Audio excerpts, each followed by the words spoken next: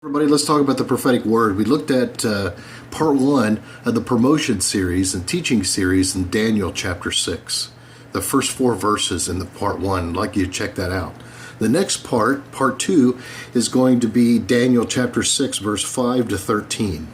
So let's begin in this second part. The second part is how to respond to opposition.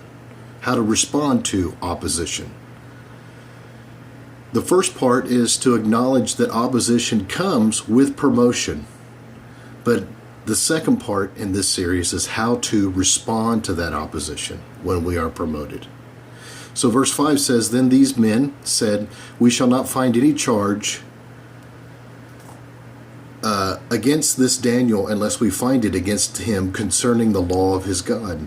So these governors and satraps thronged before the king and said thus to him, King Darius, live forever. All the governors of the kingdom, the administrators, the satraps, the counselors, the advisors have consulted together to establish a royal statute and to make a firm decree that whoever petitions any god or man for 30 days, except you, O king, shall be cast into the den of lions. O king, establish the decree and sign the writing so that it cannot be changed, according to the law of the Mede and Persians, which does not alter. Therefore, the king listened to them and signed the written decree." So they came before him, trying to get him to get Daniel's promotion stopped. The opposition is coming in.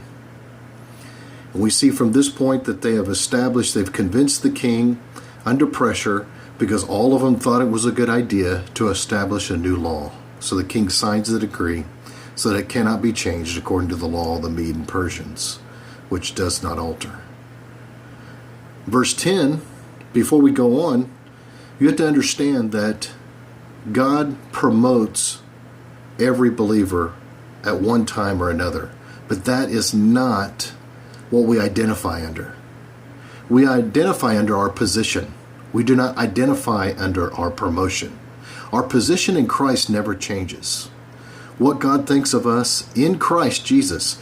Start numbering how many times you see the word in Christ or because of Christ in Ephesians chapter 1. And keep going back to that chapter. But number how many times we are what we are because of Him or in Him. So our position never changes. Our promotions will. And from time to time, because of the will of God and the call of God and what His purpose is for His will for our lives, a promotion will take place. But that's not what we should identify under.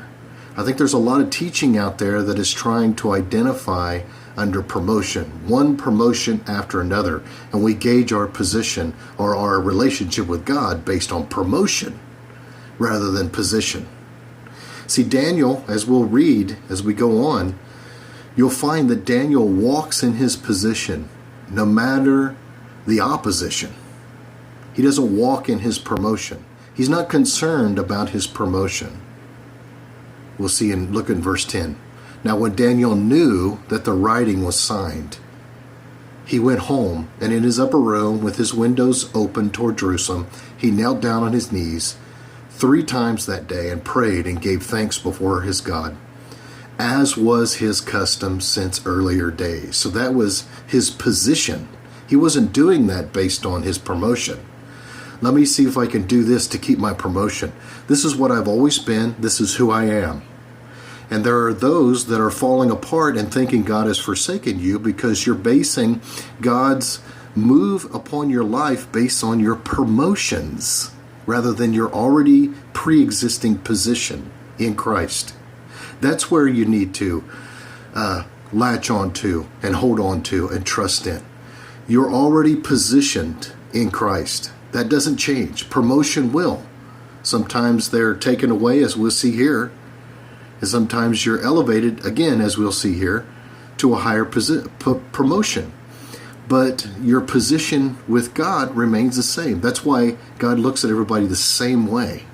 Because the most valuable place the believer has in their life is their position in Christ, not where they're promoted.